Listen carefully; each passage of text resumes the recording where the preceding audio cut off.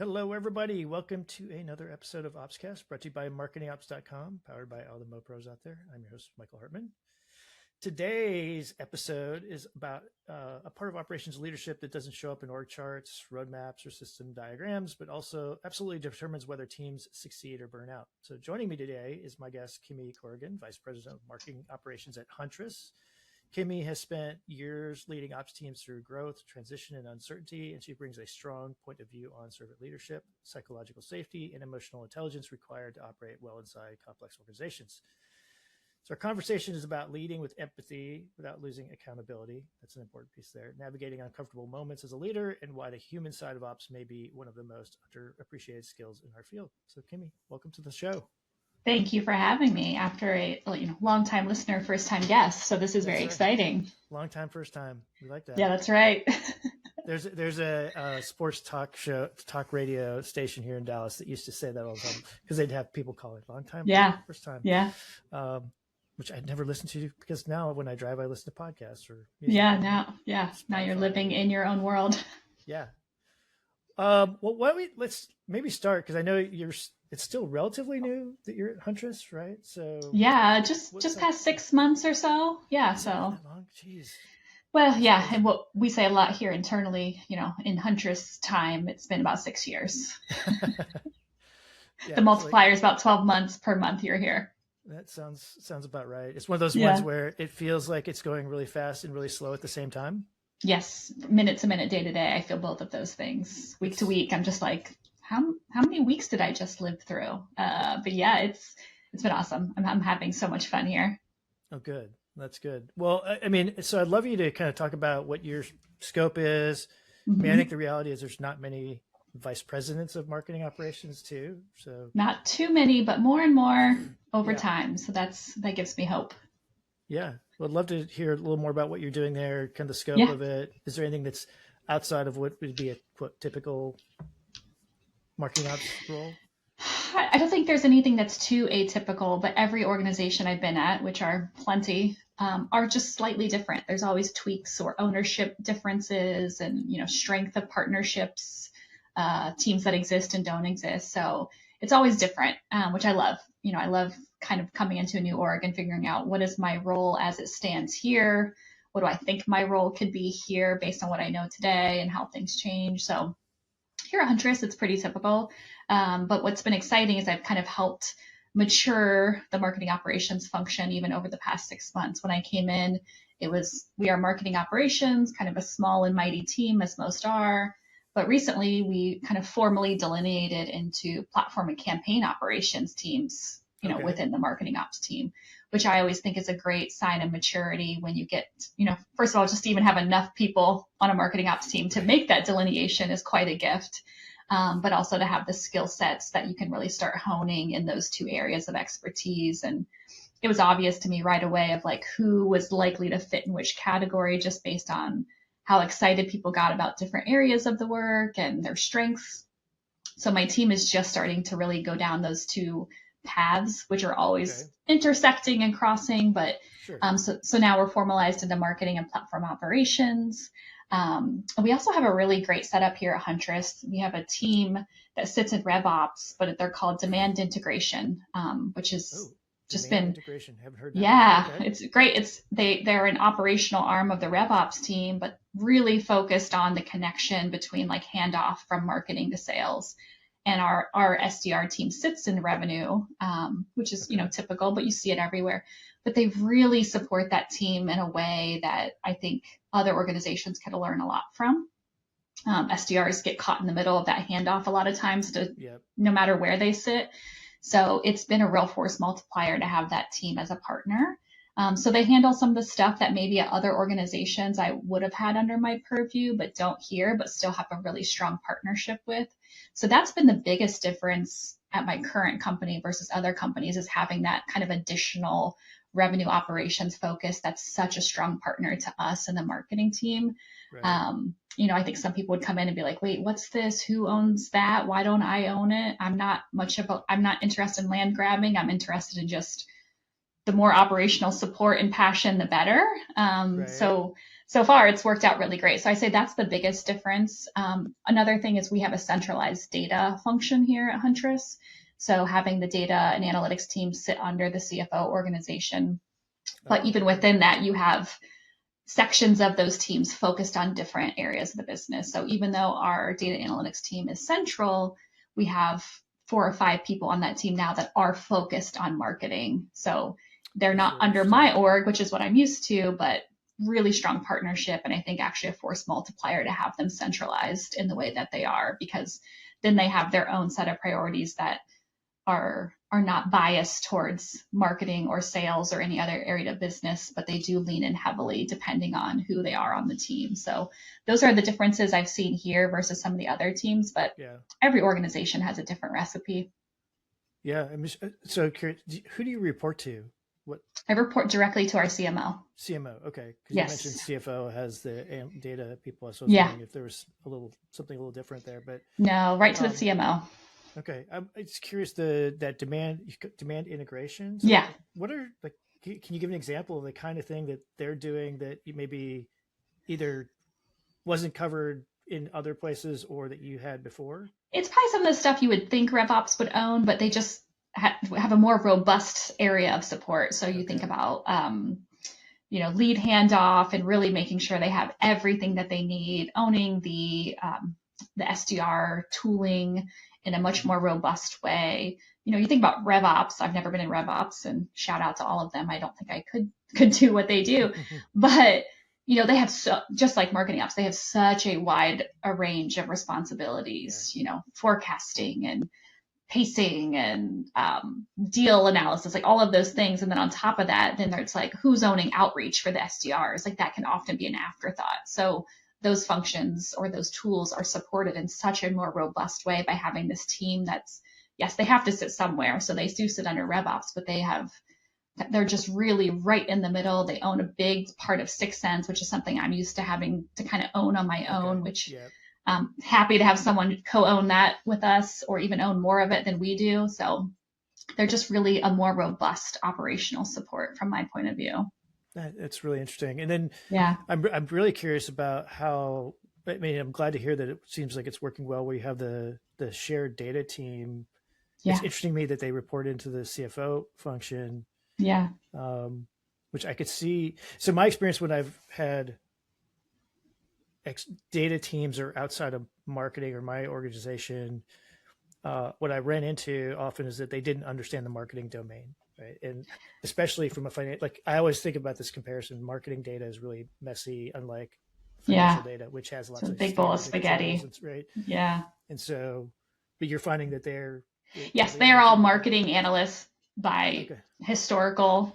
So they just have, and I think even prior to me being here, they maybe even sat in the marketing function. So I think they have moved around. So they are definitely marketing analytics experts that just happen to roll into the CFO organization, which has actually just been a force multiplier, again, because they have a close relationship with finance and can really help us educate people outside of marketing on how complicated marketing measurement really can be and how messy it really is. Yeah. I actually think it could end up being a positive overall because of what you just described. Yeah. And I assume from the organization standpoint, if you have all these analysts in one place, right, you also are sharing tools and resources and knowledge. Yes. Like there's some benefits there across those. Exactly. Like we're just, AOP season is endless, right? That's what it feels like. But we, now that we're in the new fiscal, AOP season is over, but that was such a huge help during my first AOP season here, is partnering really closely with the data and analytics people that are marketing focused, but they do sit in the CFO organization. So when we're doing all of that bottoms up and tops down and gap analysis, they have just like an extra layer of information and authority in those conversations. Yeah. I love it. I'm a big advocate that marketing ops teams and marketers in general probably need to have a better grasp of financial literacy. Yes. Because it's easy to get sidetracked into stuff that no one else cares about. Not that it's important. Like I really try to avoid this whole vanity metrics thing because I think those metrics are valuable with the right audience for the right purpose. That's right. Yeah. So yeah, so the setup here is different. They're all different, but I'm loving it. It's very productive here, very fast That's great. moving, great partnerships. So yeah, different but interesting. Okay. No, that's Yeah, great. I'd love to hear this. Like, it's like I'm struck by how many different ways in which companies organize the yeah, function. So, yeah, um, absolutely. all right. Well, let's like kind of switch gears here. When we talked before, and I think you talk about it in other spaces as well, but you talked about leading with heart in a Mm, systems world, and like maybe yeah. break that down. What does that mean to you from a like practical day to day standpoint, and Yeah. why do you think it matters? Well, I'm super biased. I've been marketing ops for a long time. So ops people are, I think, very special in how we think and how we function. A lot of times we think in workflows and efficiencies. My shower thoughts are like, oh, how could I build that workflow better to save I feel that. API calls and do whatever? I don't think that way specifically anymore because I'm a little further away from building the Right. workflows, but you have that mindset. But what I also think is like ops people, we're, generally, and I mean this with love, we're a little neurotic, we're a little anxious. We like control. Otherwise, why Yes. are you an ops if you don't love that control feeling? So I think with that, like ops people have sort of this dark sense of humor about what we do. And we have this like chip on our shoulder that we like to have. Like we've historically been kind of operating in the shadows and Right. no one knows what we're doing unless something's wrong. I don't think that's as true anymore. I think ops people do get their shine if they have the right leadership and organization to recognize Right. it. But I think as people, the general consensus of operational people, we're feelers at heart. Like we may think in systems and data and efficiencies, but like we're feelers at a lot of the time and we're anxious and Yeah. we're trying to control things. So that's how I am and that's how I show up for people if they need it. So I just think showing up with heart for people who have to be so operationally minded in their work is a really nice compliment. And maybe I've just gotten really lucky that all the people that I've worked with so closely have been of a similar mindset and all of that. But I just like taking care of people personally. I'm a caretaker, healing some trauma in there, obviously, just trying to like take care of people and make them feel Yeah. seen and makes them feel heard and, Hmm. you know, kind of fostering that chip on our shoulder in like a healthy way of like, yeah, no one else understands us, but I understand you. So Yeah. it just keeps working out for me. So I just kind of keep leaning into that, way of showing up. Yeah. I was having a conversation with somebody earlier this week, and I said the challenge you've got is that you care so much, right? And you're getting Yes, it's frustrated such with a challenge. this other person or team or whatever, that you don't feel like they understand you. And I said, um, and I think that's one of the like the best ops people. I agree with you. I love the chip on the shoulder thing. Makes me think of Rodney Dangerfield. That may be too old for some people, but Not for um, me. yeah. Uh, and it's I think it's true, right? Hmm.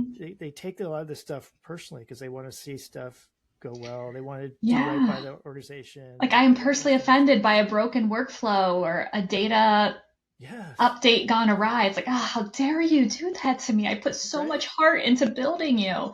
Yeah, So we do take it personally, which I think produces excellent work that's built with care, that has follow up and thoughtfulness, but it makes it hard to feel that way sometimes. yeah. So would you call that approach like servant leadership? Is that Yes. yeah? Yeah, I think my leadership style definitely aligns with servant leadership more than any other leadership style I've learned about or read about. For me, I came across this recently more from like a parenting aspect. I have a teenager. Yeah, As you know, raising teenagers can be a bit maddening because you're just like, you know, how do I show up as like a friend but stay a parent, hold them accountable while also yeah. giving them grace? So, anyways, I came across this video kind of talking about one of the ways of showing up for your teenagers, and it talked about it's okay to have high expectations. And that's something I struggle with. Like, are my expectations too high or are they too low? And he Right. said, it's okay to have high expectations, but pair that with high support.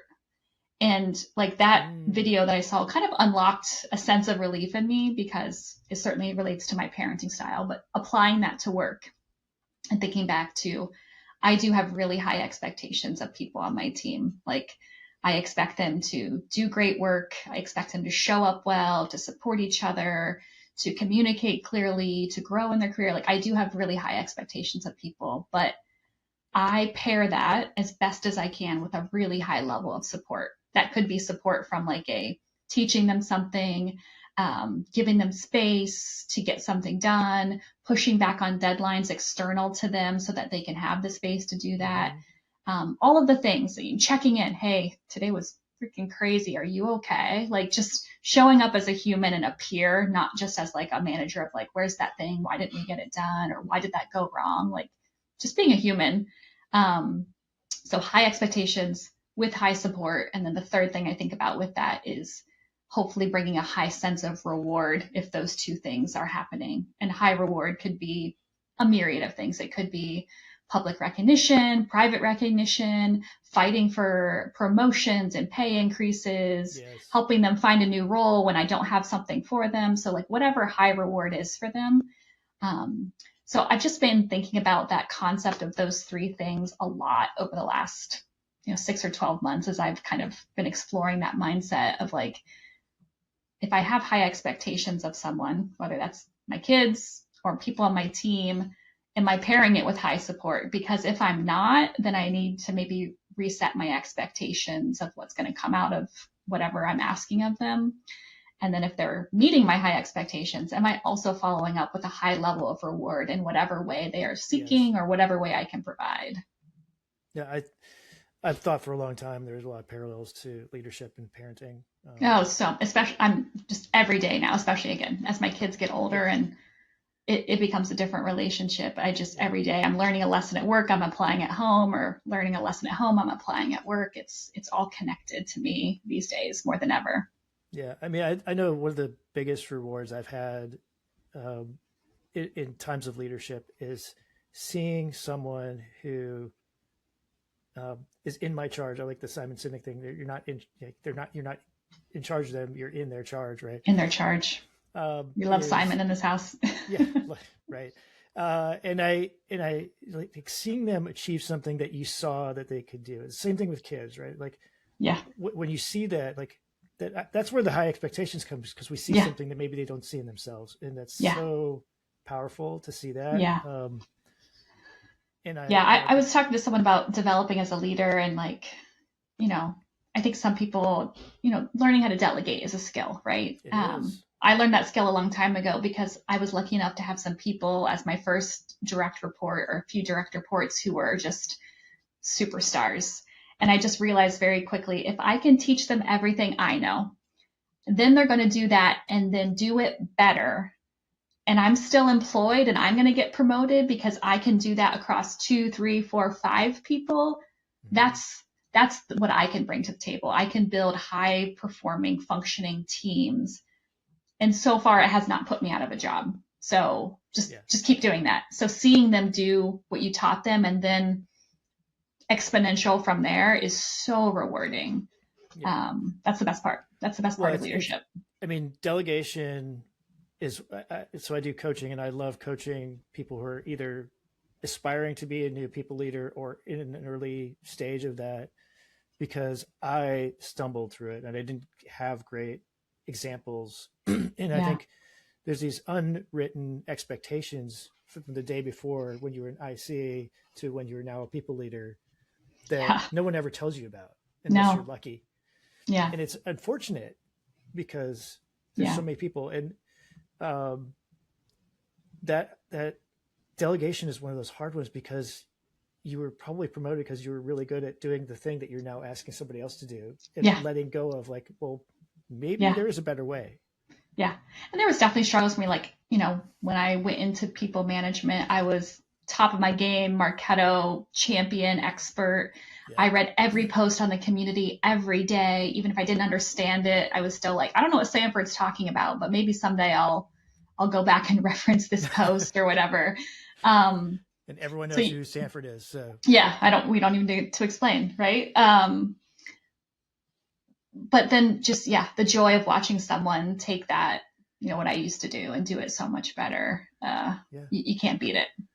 Yeah. I mean, I remember going, in fact, I just talked to a former boss of mine just last week about, I was telling her that I tell stories about how we worked together, and the story where someone who worked for me, who I saw potential in, basically fought back against something, a direction I thought we should go coming into a meeting. And she convinced me that was the better way to go. And I went immediately to my boss and said, this is a day to celebrate, right? Like, Yeah. that's how I feel Yes. about it. Right. Yeah. Because I Yeah. see them grow. Like, I'm getting goosebumps just thinking about it. I know, I'm getting goosebumps hearing about it. And I try to encourage that. Like when I'm conveying a message to my team of like, oh, saw this, what do you think? Let's do this. Or here's what I propose. I try to always end it with like questions, concerns, or dissent. I want the dissent. I want your point of view. You're the one in the system all day. I'm up here now and I don't really have all the nuance. I don't have all the organizational trauma of what's happening in these workflows or in these systems. Yeah. You have that. So I need your dissent, or so save me from looking stupid by suggesting this, really. You just have to get comfortable with that. And I'm very comfortable with my team having dissent because they're the experts. I'm here to just remove roadblocks, cheer along the way, give them context, set expectations, as you said. And I think expectation setting is so important.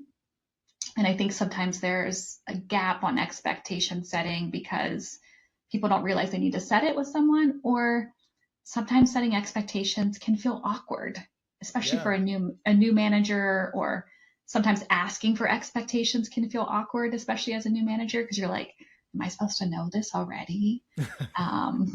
So I love giving expectations and clarity. I also love receiving it. And I've gotten more and more comfortable over my career asking for expectations of like, hey, you didn't set an expectation for this. Can I get a little more information? Yeah. So this kind of leads into, I think what we just described a little bit is a little bit of a setting psychological safety, or whatever you want to call it, like that. So that, pushback and feedback, but sometimes you also have to have uncomfortable conversations, difficult conversations, whether it's with someone who reports to you, a peer, boss, whatever, right? How do you think about approaching that and still like building that psychological safety? In the process. Psychological safety is a huge, is one of the most important things for me in the workplace. Not only for myself, I'm a deep feeler. I have anxiety. I want to feel psychologically safe, and if I don't, I am not performing my best. I don't bring my best every day. So I sort of take that own feeling in myself and try to get ahead of it for anyone else who may really want psychological safety. And I think everyone benefits from it. So for me, building trusting relationships from the start is the most important. You can't come into a situation where you need to give, say, critical feedback and be like, oh, shoot, let me set up some psychological safety real quick so that they have a bad time with this feedback. Like, too late. Like, if you haven't built psychological safety and then expect someone to take potentially difficult and constructive criticism well, like, you haven't set them up for success there. Like, you should have established that psychological safety from the beginning. So if you still have to give critical feedback or something harsh because of the way something went, and you don't have psychological safety as a foundation, like, that situation may come up, but like, don't expect them to take that feedback and be like, thank you so much. Like, you may have a negative reaction to that because you do not have the foundation of psychological safety. And I think that's really, I just wish we could all prioritize that a lot more everywhere. Yeah, I totally agree. I mean, maybe a little bit of an adjunct to that, or adjacent to that, is one of the things I think it was always there, but really, I think the time when the shutdowns and all that happened, right, exposed the false narrative that there are people who have like personal and professional lives, and there's this wall between. Yeah. And one of the things I started doing is just trying to pay more attention, particularly in one-on-ones, but even in group meetings, to the body language, and just being direct, right? Hey, it looks like something's going on. Do you want to share if you want to? Like, I'm not going to force somebody to. Sure. At the end of the day, I respect everyone's boundaries and they get to set them. But I am here to like, what are your boundaries? Like that creates the first step of psychological safety. How much do you want to have a personal conversation about what's going on in your life or not? Like I have some people in my past teams, like, sometimes our one-on-ones are just like, venting about, parenting or someone's health issues or, what's going on, because I know that's impacting how they're not able to show up in the way that they want. And they want to give me that context because that makes them feel safer to say, hey, I know I'm not hitting the mark I typically hit, and I want you to understand why. And that's great. And some people may just say, hey, I've got some stuff going on. I don't really want to talk about it, but I need some grace. That's okay too. Yeah. No, I totally agree. And I mean, the additional piece I would take, because I've had people crying in my office. I've had, things that I've dealt with that I had to go to HR, right? How do I deal with this? This is how I think I should deal with it. Without, and not about, this was more about like personal stuff as opposed to, right. And like, I've had a couple of people who've worked for me who had health stuff going on. And, I always said, tell me, as much or as little as you want. I need to know what the impact is to the work, right? Yeah. I've got to be able to handle that and figure out what to do there. And if I felt like I didn't have to share it with other people explicitly, I would say it's between us. Right. Until something changes and I have to do it. And I honored my word, even if that meant somebody asked me who was maybe higher in the level in the organization, HR, like, I can't tell you, right? I won't tell you unless you're going to make me. And I tried to honor that as much as I could. Yeah. And I think it's hard. It's hard. Yeah. I'm a transparent person by nature. I can make friends with a stranger at the grocery store in about 2 seconds, whether they like it or not. So yeah, I like to let people lead there as far as like, what kind of transparency relationship do you want to have when it comes to personal stuff? I always default to them. I'm the manager on the org chart from that perspective, but in the one-on-one, in the conversation, we're just two adults talking. Yeah. We're two adults establishing rapport and trust with each other. Because I sit above you on the org chart, I have responsibilities to do certain things on your behalf, fight for your promotions, lead you to the right priorities, develop your skill set, whatever. But like beyond that stuff, like we're just two adults trying to get work done together. I'm not more important than you. You are not less important to me. Like if you want to talk about personal things and build rapport, guess what? You're going to learn a whole lot about me as well. If that brings you a comfort and builds trust and, all of that. So I just think it's really important to, one, let your directs lead what their guardrails are overall, but, and obviously have them respect yours back. But of course. But I think establishing that psychological safety as the foundation is what sets you up for being able to give consistent feedback in a repeatable manner. Like you have to have that trust. I mean, I think we've all either read a blog post about radical candor. Like radical candor doesn't work if there isn't trust there already. Yeah, for sure. Yeah. And I think in some of those, like the feedback one, I think a lot of, especially new managers, skirt around it. And I've gotten to the point where I think of it like it's my responsibility to give that honest and true feedback. Yeah. And to the point where when I talk to other peers of mine about how they evaluated their teams, I feel a little bit guilty because I tend to not overinflate performance. Mm-hmm. To me, like meets expectations is a totally fine thing. Right. And Yeah. like, it's not like I'm going out there doing that, but I think people deserve to get that honest feedback, and I don't want to, but I also don't want to be an asshole about it, right? Sure. But I'd rather get them that feedback from me, who I know for a fact I care about them as humans. Yes. I know for a fact I've built psychologically safe spaces with them. So isn't this the best place to give them that feedback through me, who I know I deeply care about their development, versus like, if I don't give them that feedback, they may leave and go somewhere else, and they may have a whole different experience with a manager. And that feedback's going to come back through much harsher with less, ability to move forward and develop on that feedback. So that's just like, it almost feels like an honor that I get to give that feedback to them. Yeah.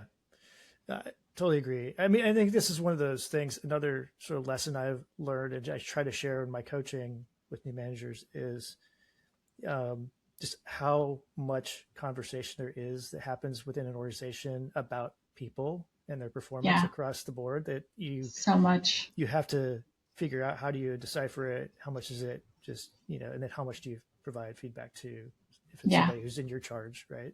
yeah, yeah. And that's one of the things I've loved about my current organization is, we use Lattice amongst all the tools that you can use for one-on-ones. And we have a very prescriptive diamonds, what are the things we need to celebrate and log? What are the spades we need to share feedback on and develop, et cetera. And this is where AI has really helped me, taking a Zoom transcript of a one-on-one, assuming, we've agreed to record or transcript that, building a gem that says, here's the full transcript, pull out all of the diamonds and all of the spades from this. And then I'll go through it. Some of them I'm like, that's weird feedback, Gemini. What are you doing with that? But right. It reminds me that there's a lot of things to celebrate and there's a lot of things to coach through just the natural conversation, talking about projects and how the week's going, that you can really log as actual feedback for them to action on, both positive and constructive. So I think that's an area where AI has actually helped me become a more thoughtful manager of we just had this great 45-minute one-on-one. We talked about all kinds of things and then we leave it and say, okay, talk to you at the next one.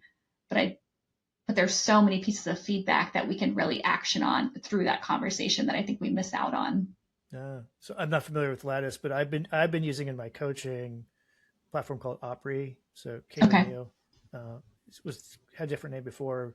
She's in OPRE, not, but they're based in Nashville.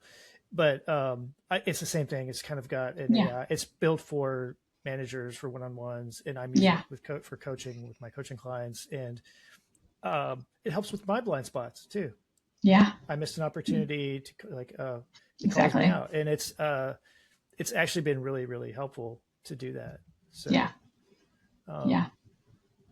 okay, so for those who are listening, who are marketing ops, are going, yeah, this all sounds great, but we're always putting out fires, right? How do you balance the firefighting mode, stuff, and in building kind of the, I don't want to use psychological safety, but the ways in which we operate that are going to help sort of minimize the spikes on the Yes, firefighting mode, classic challenge in ops, and I'm sure many teams. But one, the first thing that I try to do to build the right balance of proactive and reactive, that's how I think about it. How much time do you have to be proactive versus reactive? It will never be perfect. The balance will always be ebbing and flowing. But the first thing I can do to support my team is fight for the right level of resourcing on my team. That's the instant unlock. It's not available all the time. Getting headcount approved, especially in this, efficiency focused time is challenging, but I can't make my team more proactive if I don't have enough people on my team. So that's the ongoing challenge that is my responsibility alone. I need my team to raise surface concerns and have the right ability to share how much time they're being reactive versus proactive through, how much of our roadmap did we get through versus how many tickets did we knock out this week, month, quarter. So the first thing I do is just always fighting for the right amount of resources for what my team needs. And then beyond that, it's, we have a ticket-based set of work, all the emails we have to build, all the segments, all the lists we have to, import, all the operational stuff. That's never going to stop. But having a very, this is nothing groundbreaking, but having a really high functioning and clear intake process to track that work, really important. I don't think anyone is not doing that at this point in ops, but having a very robust ticketing process that you can track how many tickets we completed last week and how is that different than 6 weeks ago? What are we seeing ramp up? What kind of tickets, et cetera? And then also having proactive roadmaps. I have a proactive roadmap for platform ops and campaign ops, and we sort of keep them separate because my expectation of those teams is platform ops, if all was ideal, they would be 70% proactive, Mm-hmm. 30% reactive. Whereas campaign ops, by nature, I expect them to probably be 70% reactive and maybe 30% proactive if we're lucky, right? Yeah, yeah. So those are very different balances that those teams are trying to strike because of the nature of the work that they do. But by having a roadmap for both of those teams, we can see all of the amazing work we want to accomplish that's going to make our reactive work better, that's going to make our other teams better. And if we can't execute on that roadmap, roadmaps are always flexible, but if we're not executing against that roadmap, then we do not have enough proactive time and we have a problem. Yeah. So, you can work through that problem in several ways. Getting more headcount, sure, but like using AI to become more efficient or reconfiguring our process to make it easier for us to execute on tickets. Like there's a myriad of things you can do to try to claw back some proactive time. But you have to keep a pulse on it. Do you I know one of the things I try to do in a new team is figure out what are all the things we should be doing, like almost like typical tasks that we have to do, and then going like, there's somebody like one or two people are the primary ones who are going to be doing this, but I always want to have redundancy in that because the other thing I see is people. This is the downside of caring so much, right? Is they don't take time out for themselves. Yes. And so I feel like I have to build that in. But do you do something like that? We definitely, keeping resiliency on the team is very important to me. Even we have a platform ops team function now. They are still helping with tickets. They still, at some regular cadence, still need to be building a few emails here and there. Still need to be importing some lists here and there. Like we always need to have resiliency because if my two people in campaign ops both have the flu, both win the lottery, whatever it is, like I need to be able to keep the team functioning at some level until we can rebuild whatever we're missing there or get people back in seat after vacation or whatever. So building resiliency across the team there always needs to be at least two people that know how to do something at least pretty well, if not very well. Right. Which I know requires a lot of resources, but it's not worth not having multiple people that can do everything. Agreed. Which I know sounds rich. Not every, there are marketing ops teams of one still out there. Absolutely. And my heart is with them. But having resiliency is table stakes for me. Yeah, I love that. And I love the idea that you talk about the balances, ebbs and flows, because it's one of those things. Like if I think about people that want work-life balance, and I think about it maybe differently. Like I don't expect it to be the same on any given day, right? Or even a week, right? It's going to have ebbs and flows, and sometimes it's going to be lean more towards family, more towards or personal, or more towards work. And I think that's to be expected. And I think helping people who navigate through that is part of the job too. So yeah, it's the best part of the job. If I can claw back any more work-life balance in the favor of what someone is looking for, that's a win for me. If I can do it for myself, that's also a win for me. And I think about that in like the proactive reactive balance too. Like beginning of the year, campaign ops, they are getting slaughtered. Every field marketer is getting in their full schedule of tickets. All the campaigns are kicking off. So we are just buried in tickets right now. So if I ask my campaign ops team today, hey, how has the first month and 6 days of the year been from a proactive reactive? They would be like 100% reactive. Yeah. And that's to be expected. And as a team, we're trying to figure out what are our ebbs and flows in this organization. When can we expect spikes here? And when can we expect to catch up on our roadmap priorities? But it's ongoing balance. All right. So you're still, although you're in the, what was the math you said? 6 years? I don't know. It's like a year per month. I don't know. Per month. But I mean, still relatively new. And you've had some other changes, maybe a few over the last few years. How do you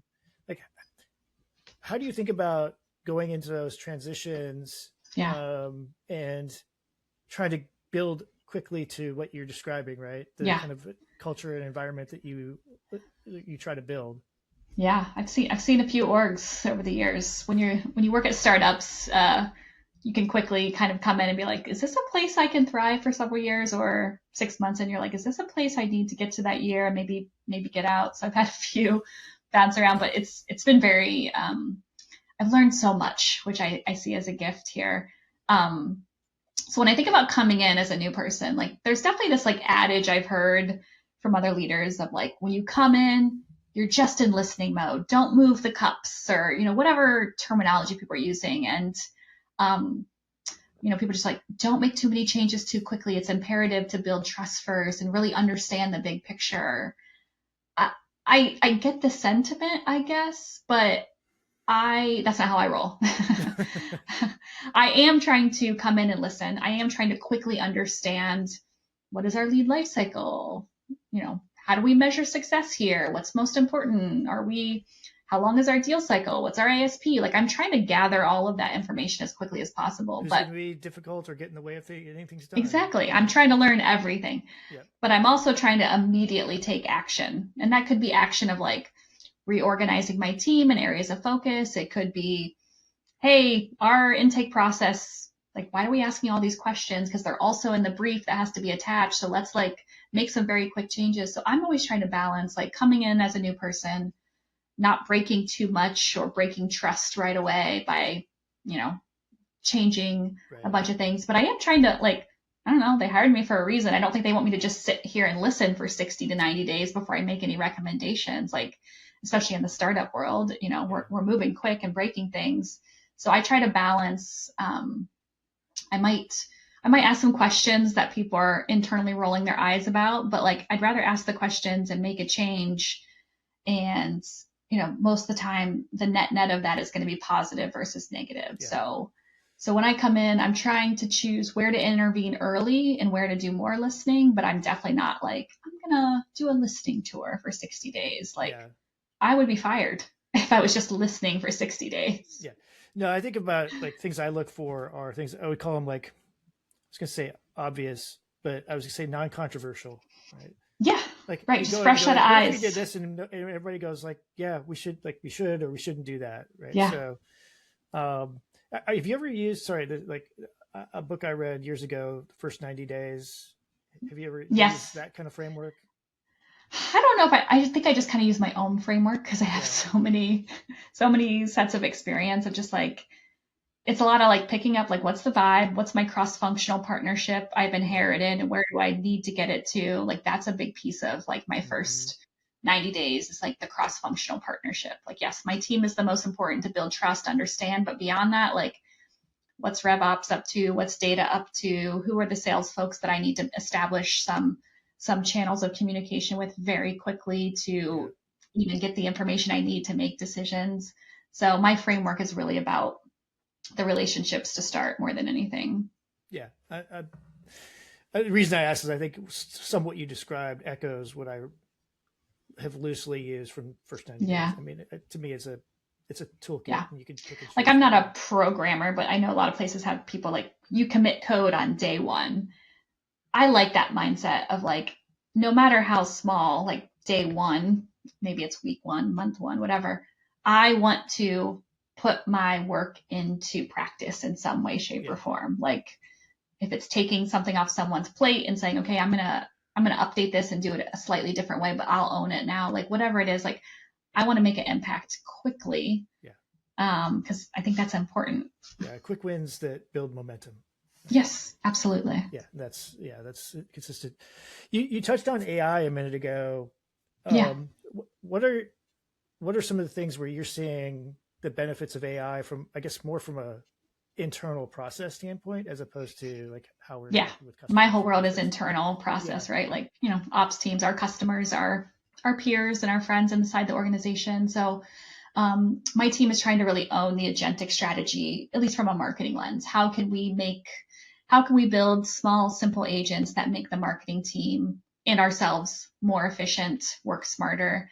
So they're nothing like wild and groundbreaking, but like I love that we have a Slack channel. Anyone can come in there and tag the agent and say, hey, unsubscribe Michael from all marketing emails. Agent does it, logs into our systems. Yeah. Like what ops person hasn't had to have a million DMs over the year of like, hey, can you unsubscribe so-and-so from whatever? It's just like, okay, let me log in and look them up. Don't have to do that anymore. We have an agent that we worked on that our account managers can come to the channel, tag the agent and say, what emails have people at my accounts gotten in the past week? That agent will look through all the accounts owned by them, go through HubSpot, look at every email and pull up a quick summary of like Hartmann Advisory Group, Michael Hartmann got these emails on these days. And then it's like the next account, this account, these emails on these days, so that they can understand like what's been communicated on my behalf over the past week as I go to check in on customers, things like that. So we're just building a lot of, informational stuff like that. So to have my team, taking that upon themselves and owning that strategy on behalf of marketing. I posted about it on LinkedIn a few weeks ago. Just like, I used to just my mind would be blown by like running a Salesforce report or building a Marketo workflow that did a lookup to something else. And like now marketing ops is like building and defining agentic strategy for teams. Like couldn't in my wildest dreams have dreamed that up, 20 years ago. Well, maybe even 5 years ago. 5 years, yeah, 2 years ago. So yeah, I find myself every time I talk about it, it doesn't do that yet, right? Yeah. And yet it's probably sooner than I think it will be for a lot of Yeah, so I'm just trying to keep up and try to get out before I lose touch, like yeah, I love those before it surpasses me. It's so great. Those are great practical everyday things that are and that's just like I just need some practice. Yeah. Yes. Yeah. Like, we have a simple, little Glean agent that like does all of our validation on a list import. Yeah. It's not fixing everything for us yet, but it's at least like, hey, you have 18 lines here where this is not going to process through correctly because there's something wrong here or something's missing, and just doing like that quick work for us.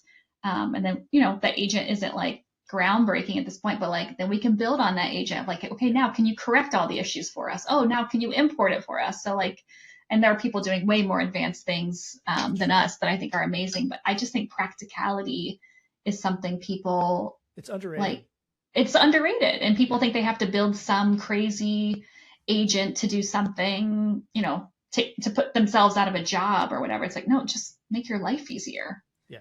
Well, you get to work on more interesting stuff then. Yeah, totally. And get through more tickets to hopefully get back to proactive mode. Yeah.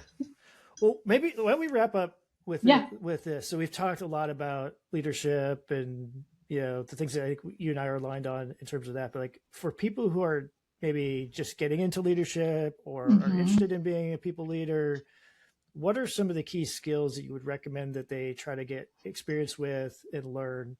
Yeah. And by the way, if you say soft skills, I might have to just cut you off because I think they're just skills, right? Well, I don't know if you're like my answer then, because I think the most important skill that you can hone through practice and education is emotional intelligence. Yeah. Like I think it's still lacking in the general ecosystem of leadership, or getting deprioritized for sake of like, we got to hit this, we got to do this, we got to do that. It's just like, but you'll do all of those things better with more success if you have a higher level of emotional intelligence, so that you can connect with people and be self-aware about what expectations should be set, be self-aware about what they're, like you said, building rapport and what's going on with someone so that you can understand how it's going to impact the work. So like emotional intelligence for me, I think is the most important skill. But beyond that, I think just staying sharp, being competent about what your team is working on. I've had this leadership mantra for a number of years. You can see how beat up this sticky note is, but it says, be warm and competent. So for me, competence as it relates to the people on my team is, I can't be an expert at what everyone does and every system that they use. There's so many of them now, and I'm caught up in some other stuff, but I do need to be competent about the systems they're using, what they're trying to accomplish with these systems. Because if I can't stay competent at those things, how can I possibly help them problem solve or advocate for resources or celebrate their successes? If someone's like, look at this workflow, and I don't understand the importance of what they've done. Like, Right. how can I properly celebrate that with them? So I think it's, staying in the systems as much as you can and staying sharp as a leader. And then probably just, curiosity, which again, soft skill. I know that's not what you want to hear, but like, stay curious, as they say. My what I don't like is it called soft, putting soft in front of the skills, because they're just skills. They're just skills. Yeah, very important skills. Yeah. So yeah, they're not the ones that got you to be a very competent and accomplished individual contributor, typically. No, like my technical skills put me in this seat. My technical skills helped me become a VP of marketing operations. I don't think I would be a VP of marketing operations if I didn't have the technical skills required to somehow level up there.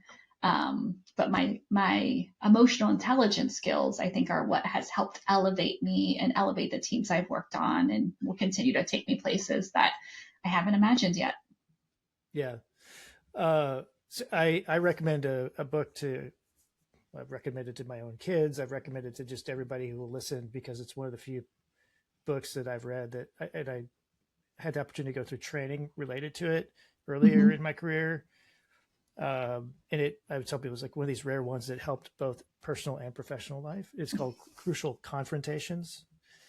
Oh, confrontations. Okay. Yeah. So, and the same people have a book called Crucial Conversations, which I was gonna say, I'm familiar with Crucial Conversations, but not confrontations. Yeah. So the best I can tell, the difference there is that in Crucial Confrontations, the goal is to elicit behavior change.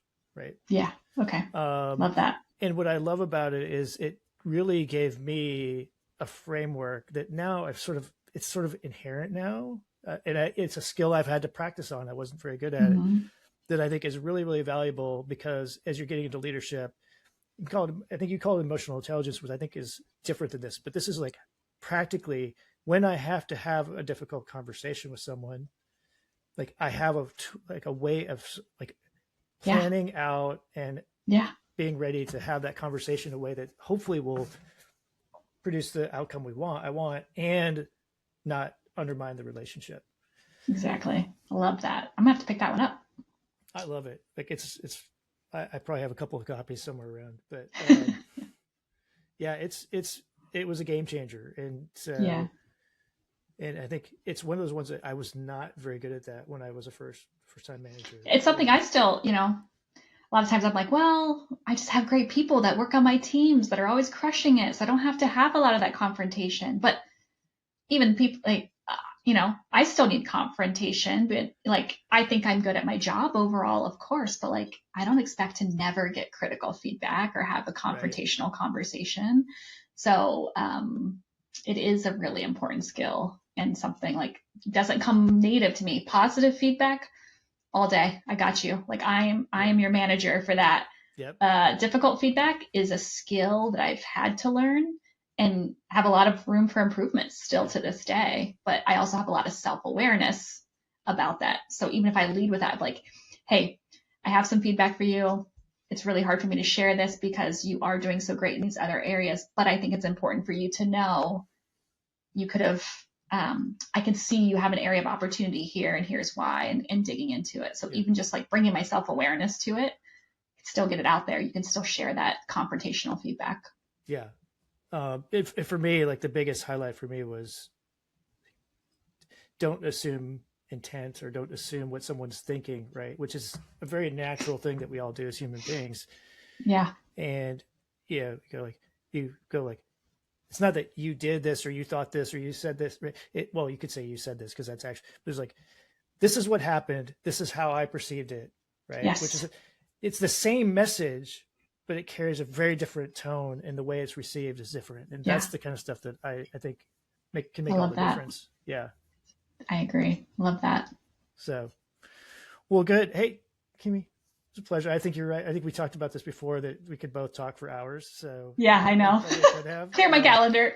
But hey, this has been a ton of fun. I'm so glad we were able to make this work. Thank you for having me. Yeah. So if somebody wants to continue the conversation, and wants to learn more about what you're doing, but your new podcast with your husband. Yeah, I do. Yeah. So if anyone is interested in picking my brain, please connect with me on LinkedIn. I'm a big LinkedIn nerd, so I'm on there all the time. And yeah, my husband and I just started our own podcast recently because we're both people leaders and we care deeply about a lot of stuff we talked about, psychological safety and building trusting teams, and just leadership in general is something we kind of nerd out about together as people leaders. So we finally took like all of our long sessions of yapping on the deck and on the couch and said, should we do what no one needs and start another podcast? So yeah, we have a podcast called Lead, Laugh, Love, which is intentionally cringe. We're both millennials, so Live, Laugh, Love is ingrained in us. But yeah, we just kind of have some fun, casual conversations about different areas of leadership and our experiences. And yeah, I would love for people to listen and give me some feedback. Love it. I think it's, I don't think it's cringe. Maybe the name is cringe, but I don't think the topic is cringe. So I love it. Yeah, we love it. So, and even if we do 10 episodes, it's like, what a cool digital diary that we'll have to look back at someday. Or maybe we do 100 episodes and see where it goes. I'd be right there with you. So I think it's great. Well, appreciate it. Again, thank you, Kimi. And thanks to our audience out there. We appreciate your support. If you have ideas for topics or guests or want to be a guest like Kimi was, feel free to reach out to Mike, Naomi, or me, and we'd be happy to get the ball rolling. Until next time. Bye, everybody. Bye.